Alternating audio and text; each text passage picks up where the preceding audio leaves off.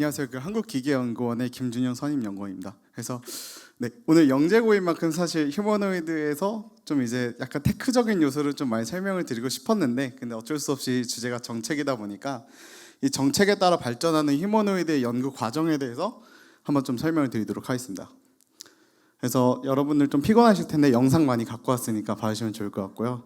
이 왼쪽의 영상을 보시면 지금으로부터 한 40년 전에 초기의 휴머노이드고, 이 오른쪽 영상을 보시면은 최근에 이제 미국에서 나온 휴머노이드 로봇입니다. 근데 이렇게 딱 대조해서 보니까 상당히 많은 기술 격차가 있는데, 이 사이의 기술 발전이 그냥 단숨에 일어나는 것이 아니라 시대적 흐름에 따라 사회적인 요구가 있고, 그에 따른 정책의 실현으로 뭐 펀딩이나 이런 걸로 인해서 저희 연구자들이 연구를 할 수 있게 되는 거고요. 이제 각각에 대해서 이제 좀 역사적인 흐름에 대해서 소개드리기 전에 먼저 왜 휴머노이드 로봇이 필요한가에 대해서 여러분들에게 말씀드리겠습니다. 그래서 로봇 같은 경우에는 이렇게 다음과 같이 다양한 종류들의 로봇이 있는데, 고정된 환경에서 작업을 수행하는 로봇팔이나 바퀴가 달려서 이동하기 쉬운 모바일 로봇이나 뭐 바퀴가 달리고 팔이 있어서 이제 움직이면서 작업을 수행하거나 개를 닮은 사종 로봇이나 이렇게 다양한 로봇들이 있는데, 결국에는 휴머노이드 로봇이 왜 필요하냐? 인간 환경에서 작업을 수행하기 위해서는 이미 구성된 환경이 인간에 맞춰져 있는 환경이기 때문에 로봇도 인간을 닮아야 수행하기가 쉽다라는 것이고요.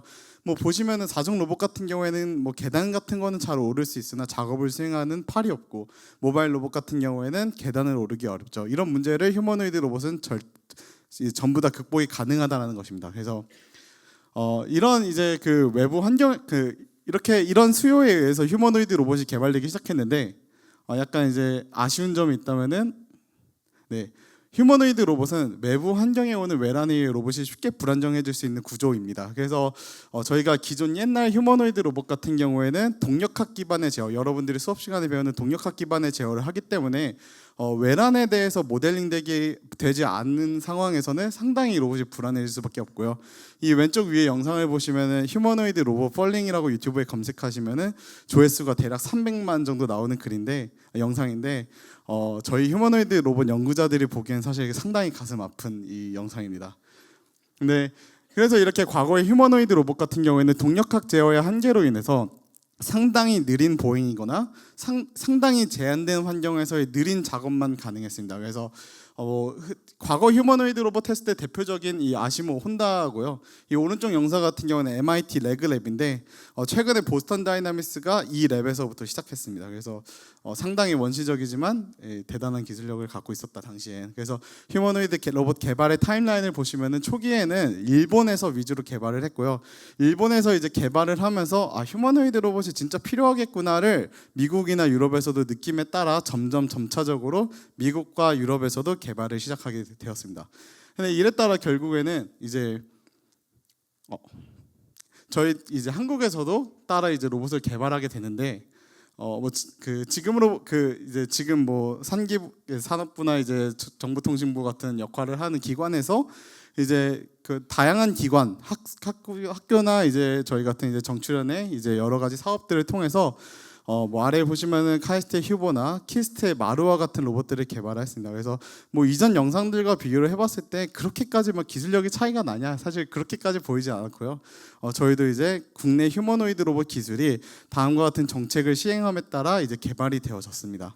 근데 이렇게 작게 수요가 이렇게 있었는데 가장 빵 터지게 된 사건이 있었습니다. 혹시 이 사진을 보시면은 이게 어떤 때 일인지 아시나요 혹시? 여러분들이 아마 어렸을 때라 기억을 못 하실 수도 있는데, 바로 이게 후쿠시마 원전 사고입니다. 그래서 후쿠시마에서 이제 원전 사고가 터지면서 그런 사람이 내려가서 원전을 이제 이렇게 복구를 해야 되는데 사실 상당히 리스크가 크잖아요. 그래서 이제 로봇을 내려 보내자라는 이제 생각에, 당시에 이제 엄청나게 그 기술력이 높다고 자랑하던 일본이 다음과 같은 로봇들을 실제로 후쿠시마 원전 사고에 내려 보냈습니다. 근데 어떻게 됐을까요? 결과적으로 내려가자마자 통신이 끊기고 로봇이 고장나고, 이렇게 됨에 따라 이제 그 로봇 강국의 뭐 자존심을 구겼다는데 결국에는 제대로 실현되지 못했습니다. 근데 이에 따라 분명히 재난 현장에서 사람이 아닌 로봇이 대체해서 재난 현장을 복구를 할 수 있다면은 상당한 이제 그 사회적인 비용이 증가하겠죠. 그 비용을 아낄 수가 있겠죠. 그럼에 따라 이제 이 미국에서 이제 죄송합니다. 영상을 좀 많이 갖고 왔는데, 이게 영상이. 네, 한국에서 국방부 역할을 하는 미국의 달파라는 기관에서 전 세계에 이제 하나 공문을 뿌립니다. 이제 정책을 실행을 하죠. 우리 이제 재난 현장에서 로봇을 사용하기로 했는데 왜 후쿠시마 때 아무것도 못했냐? 우리 제대로 재난 로봇에 극복할 수 있는 로봇 기술을 개발하자라는 생각하에 미국 국방부에서 상당한 규모의 상금을 걸고 다음과 같은 이제 컴피티션을 열게 됩니다. 그래서 당시에 이제 미국에서 다음과 같이 이제 재난 현장과 비슷한 이제 그 세트장을 꾸리고 이것에 대해서 그 멀리 있는 사용자가 이제 제한된 환경에서 로봇을 원격 조작해서 다음과 같은 미션들을 수행하고자 했는데 이게 사실 한국에서 약간의 화제가 됐었거든요. 왜냐하면은 저 오른쪽 위에 영상을 보면은 팀 카이스트가 성공적으로 이 모든 미션을 수행해서 우승을 했습니다. 근데 이 아래 영상 같은 경우에는 이제 팀 SNU 서울대 팀의 영상인데 두 개를 보면 차이가 많이 나는데 어떤 차이가 있을까요? 이 위에 영상을 보시면은 배속이 20배속입니다. 그러니까 사실 5분이면은 인간이 끝낼 수 있는 이 다양한 작업들을 로봇이 수행하는 데는 1시간이 걸리는 거죠. 그래서 팀 카이스트도 1배속으로 재생하면 팀 SNU랑 그렇게 크게 차이가 나지 않거든요, 영상이. 그럼에 따라 사실 이 대회가 끝난 이후에서도 한국에서 계속적으로 이제 여러 연구기관 학교에서 그 연구개발 펀딩을 합니다. 우리 재난현장 대회를 열어서 어떻게 성공적으로 수행을 했는데 이게 실용성이 있을까?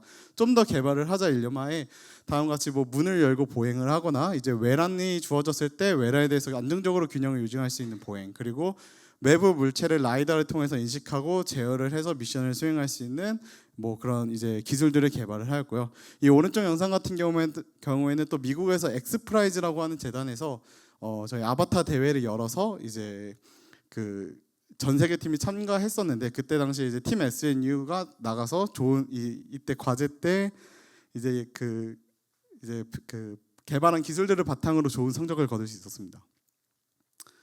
근데 이제 아직까지 뭐 이렇게 뭐 기술이 개발되고 대회가 열리고 뭐 거기서 뭐 한국 팀이 우수한 성적을 거두고 이렇게 되지만 사실 이런 것들이 저희가 아직 이제 체감할 수 없죠. 저희 옆에 휴머노이드 로봇이 아직 없잖아요. 근데 이게 빵 뜨게 된 계기가 한 가지 더 있다면은 바로 이 AI 기술의 발전입니다. 그래서 기존에 뭐 동력학 기반으로 제어를 했던 이런 다양한 휴머노이드 로봇이 완전히 아주 부족한 건 아니지만 높은 연산량의 문제가 있었는데 이런 것들이 이제 시행착오를 통해서 이제 정책을 학습시켜서 지금 현재 로봇 상태에서 어떤 작업을 수행할 때 안정적으로 수행할 수 있는 AI 기반 알고리즘이 발전을 하면서 다시 한 번 더 이제 휴머노이드 로봇이 조명을 받게 됩니다. 피지컬 AI가 실제적으로 물리적으로 할 수 있는 이 몸의 역할을 하는 휴머노이드가요. 그래서 전 세계적으로 뭐 아까도 말씀하셨듯이 최근에 이제 많은 휴머노이드 로봇 영상들이 유튜브에서 쏟아져 나오고 있죠. 이에 따라 이제 우리나라도 더 이상 이제 휴머노이드 기술을 부족해지면 안 되겠다, 밀리면 안 된다라는 일념하에 산업부에서 K-휴머노이드 연합 같은 연합을 창립하고 그에 따른 정책과 펀딩을 함으로써 저희도 이제 AI 휴머노이드 로봇 기술을 개발을 하고 있고요. 제가 이제 학위 때 있던 연구실에서 다음과 같이 뭐 로봇에 이제 거세는 외란을 주거나 아니면 정형화되진 않은 환경, 로봇에게는 이런 뭐 그 높이 떨어진다 이런 뭐 입력 정보를 주지 않아도 안정적으로 보행할 수 있는 등의 이제 AI 휴머노이드 로봇 기술도 국내에서 개발을 하고 있습니다. 아직 그 해외에 비해서는 많이 부족한 수준이지만 저희도 열심히 노력을 하고 있고요. 제가 있는 한국기계연구원에서도 글로벌 탑 전력 연구단이라고 이제 과기부에서 이제 연구단을 만들어 주시고 정책을 하고 펀딩을 주심으로써 저희도 지금 휴머노이드 로봇을 개발하고 있고요. 올해 정말 열심히 만들어서 올해 정말 밤을 정말 많이 새가지고 저희 50주년 행사에 다음과 같이 휴머노이드 로봇 데모를 했습니다. 그래서 여러분들이 보시기에 너무 부족하고 뭐 이게 뭐 해외에 비해서 너무 밀린다 이렇게 생각하실 수도 있지만 저희가 열심히 지금 노력하고 따라잡고 있으니까 응원해 주시면 감사할 것 같고요.